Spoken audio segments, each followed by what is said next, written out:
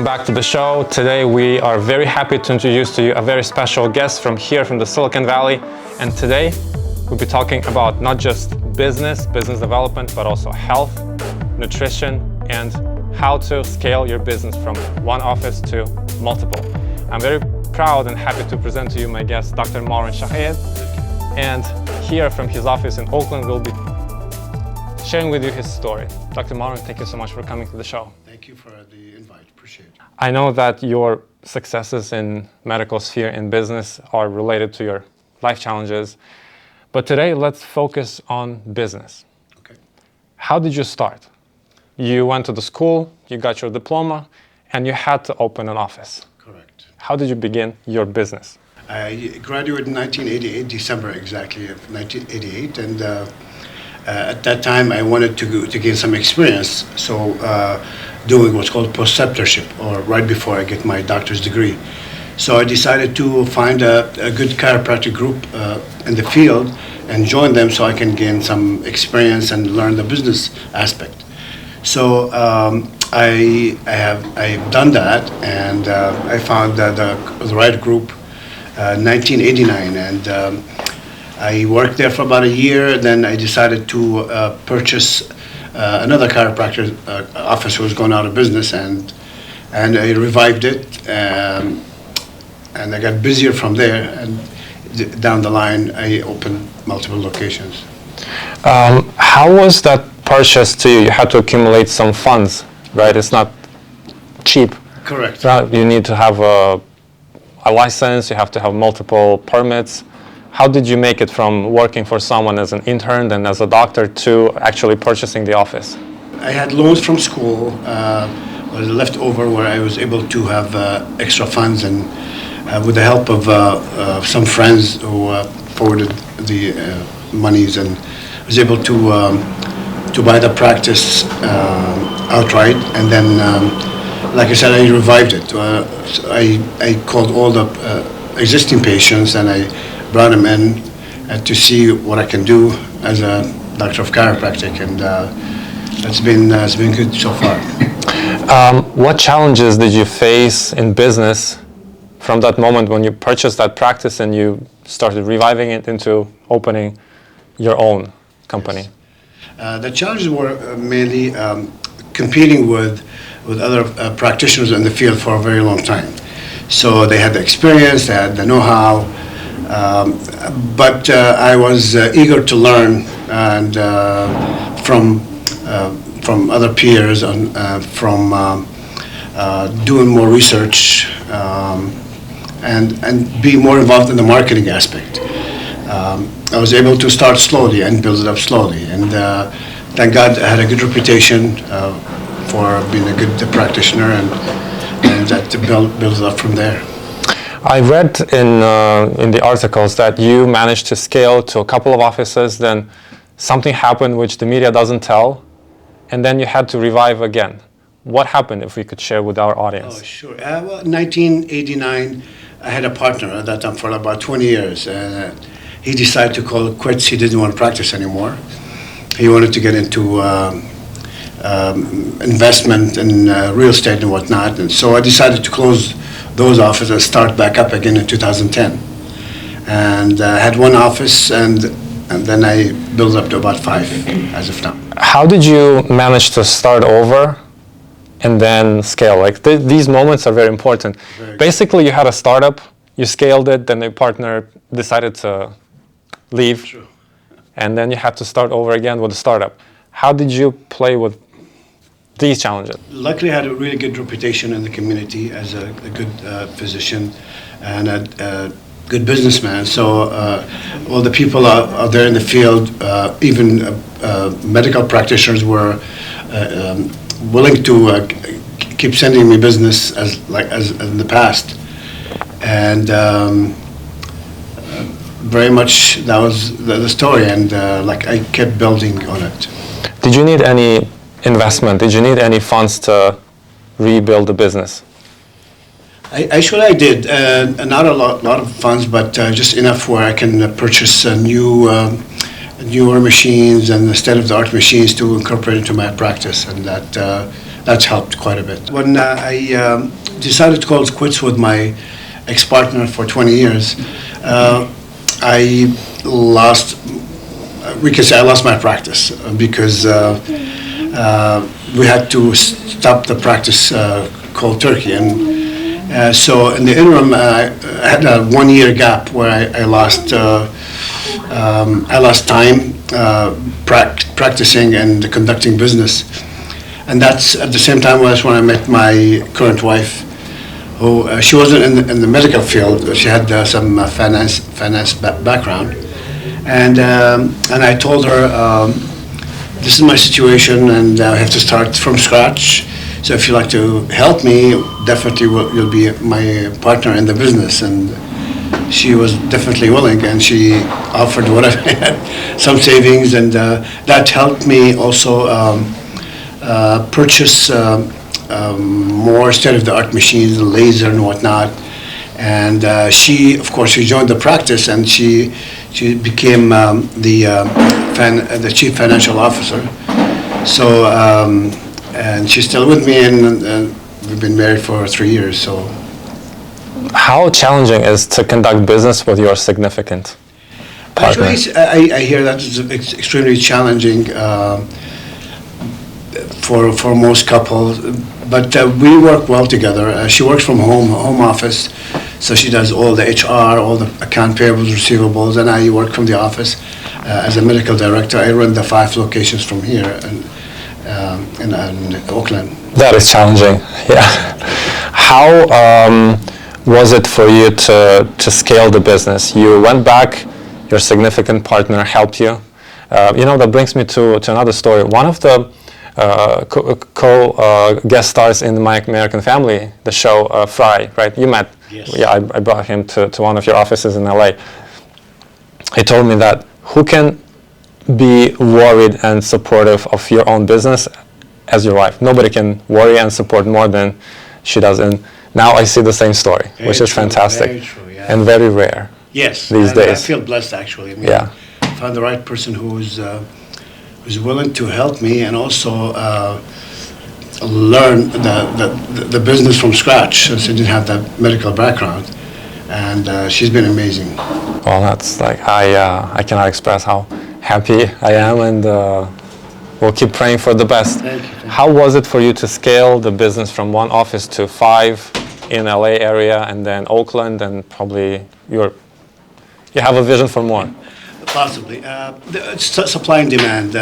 Since I've been in practice for many, many years, and so I built a decent reputation with people who conduct business out there with chiropractors, and I work with attorneys, and we do personal injury, as you know. Mm-hmm. So that helped me down the line. Have a good reputation made a big difference, you know. Like I said, supply and demand. We had 1 office in LA, and attorneys and business people said, look, we need you in more locations. So I decided to expand where the supply and demand was needed, you know, like which locations, and I built up on that to have 5 locations, including here in Oakland. From my understanding, your main sources of development were networking, building your reputation, and networking again. Correct. Do you use any social media? Do you use any video promotions, anything like that? Yes. We, like most people, they're on social media, like Instagram, Facebook, and Yelp, of course. So we get a lot of business from Yelp, which is amazing, you know. Mm-hmm. So we post videos, pictures on Yelp of the type of care that we provide for the community, from geriatric care to pediatric care. So we see babies and newborns as young as one week old. Wow. Yes, and we have patients that are 96, 97 years of age, so we treat them accordingly, you know. Babies from both sides. Yeah, that's true. Dr. Marwan, here in the Silicon Valley, almost everyone is an engineer or in tech or in business. It's mostly type of a work when you sit, when you drive. Which types of healing, because I don't want to use the word service. I know you're a doctor from heart, not a businessman which Correct. treats patients as a dollar bills. Which healing ways does your office provide to the local area which could be beneficial for them? We target different age range from babies to whatever, as old as possible as they come, and also we provide services to some companies by introducing the good dynamic classes, ergonomic classes. So we go to companies, we show them how to sit properly using proper support for the back, proper placement of the keyboard, proper placement of the monitor. So that will help the longevity and prevents injuries and chronic illness such as carpal tunnel, lower back pain, neck pain, shoulder pain, and can go on and on. So it's important to introduce that to the community, especially to the hardworking people who sit all day or stand all day. So we customize the ergonomic classes depending on how the worker is conducting their business. Like sitting, standing, lifting. So we show the patient how to sit properly, how to stand properly, how to sleep properly, how to lift properly, which is important. So that will definitely help the longevity of the person. Is there anything that people who are not patients yet, because like to me, if you're a patient, you already have a problem, but in a preventative way, what would be the regime? Of course, you probably need to eat healthy, stretch, but from the chiropractic point of view, do we have to come to the office to check our back? Because it's the main source of health, one of them. Very true. Every week, every month, how does it work? So we do initial screening. We screen the person for the misalignment, which is a key. The spine being out of alignment can cause various of issues and conditions, from headache to numbness down the arms, legs, gastrointestinal problem, breathing problem, and you can go on and on. So then we start the treatment, and when the patient feels progress, at least 90% progress, we wean the patient down to once a month. We call it the maintenance or prophylactic care. That's a preventative care. So we keeping them feeling good the whole time, so they don't just come in when they're in a lot of pain. So basically, a healthy recommendation is to have a checkup once a month if you sit a lot. Correct. Right? If plus almost everybody is working from home, so it's this kind of position the whole day, eating like this, working like this. Exactly. Luckily, not sleeping like that. Sometimes they do. Another question which I was asking myself, because I try to move more and more and more. When you sit, driving, working, we do a lot of editing. It influences the blood circulation, right? And then it influences man's health and reproductive system.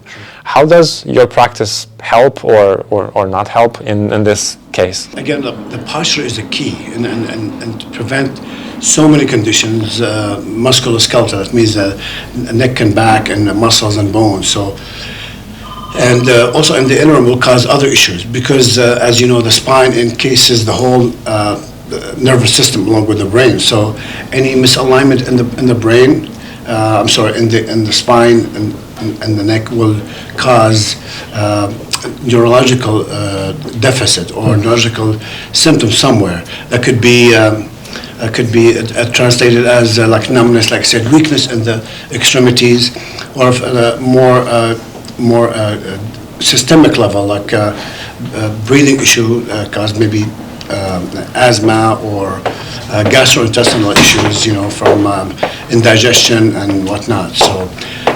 So we like to teach the patient or educate them and having proper diet, proper nutrition, of course, supplementation, vitamins and whatnot, and also some home exercise to keep up whatever we do and reduce the muscle tension, especially when they sit a lot and stand a lot. The proper posture correction using like lumbar hugger pillow to keep the curvature in the lower back, to keep you more erect and take pressure off your neck and lower back. Except of, health is our main value. True. And time. You can make back the money, but you cannot make back the time and health, no matter how much money you have. Which 3 or 5 main advices could you give our viewers, our, let's say, startuppers in the Silicon Valley, how they could, of course, keeping their health in a good condition, how could they scale, develop their businesses to reach at least a half of the level which you did? Well, you know what? It's all it's innate, built within. Is how much you want to work you put into your business or anything that you do. You're gonna see that great outcome and success from. Going to a gym, of course, is very crucial. People say I exercise at home, and I'm not very fan of that because, first of all, there's no more motivation. Don't take me wrong. Sometimes, like people do extremely well with their own home gym and exercise because they're religious. They do it on a daily basis. They follow directions. They research, which is I definitely encourage that. But for me, for instance, being a bodybuilder and fitness, I have a gym at home, but I go to the gym on a daily basis, about 7 days a week. And of course, the importance of nutrition, from proper dieting. What I mean by dieting, not eating less, proper dieting, choosing the right macros, which is the carbohydrates, fats, and proteins, knowing what to eat and the frequency and how many times to eat per day. So it's good. Like patients come in, they consult with us for a nutrition purpose. We give those advices and we place them on certain diets. We provide certain supplements to help them with their musculoskeletal health, also with energy and whatnot. Some of them are like B12 injections are amazing for energy and longevity. Then, of course, we teach them about chiropractic, especially the newcomers. We adjust them for the first time. We explain the importance of the adjustment, and especially when they feel the difference before and after. They are more encouraged and more inclined to return for the prophylactic or maintenance care on a monthly basis. So this was your advice from the health point of view. Yes. Now, business point of view, how to start a business, how to scale it, develop it. You mentioned reputation, you mentioned networking. What other 3 tips you could give the people in business, startuppers, so they could learn from you and develop their business from 0 to? Medical practice is like any other business. It's a business. So when I'm out there, and I usually have business cards, and I like to pass out my business card. So introduce people to what I do. People need to know. If you don't tell them, they wouldn't know. So my ears are open for like somebody who is saying, "Oh, I'm complaining this, that." So I always like to pass out a business card, maybe give complimentary advice on the spot. Also, and many times I do complimentary consults in my office. So that's one way. The other way, of course, like really get involved in the community. I'm involved in like blood drives, blood donations. So we'll have like a Red Cross and other companies who come in and they park their truck and we schedule patients to donate, which is extremely healthy to donate blood once every 6 weeks. I describe it as oil change, but it's extremely healthy to the body because the body regenerates the blood and you have a fresh blood in your system every couple of months, but also it's beneficial to the community. Blood is always needed for people who are injured and ill. So the other way, the third method, definitely be more involved in social media. Don't be embarrassed. Putting your name out there with videos, tutorials, and pictures of what you do, so people know. And I do that. I'm very active that way, and and it has helped me quite a bit in my business. Thank you so much. Dr. Marwan, I know that your time is limited. Your office is about to open. Not everybody comes to the office here in Oakland at 6 a.m., but you are always here. Thank you so much for your time. I look forward to our next interview. I know you have already patients lined up. So once again, thank you, and can't wait to see and talk to you soon. Thank you so much for the invite, for your time as well. It's my pleasure. Thank you.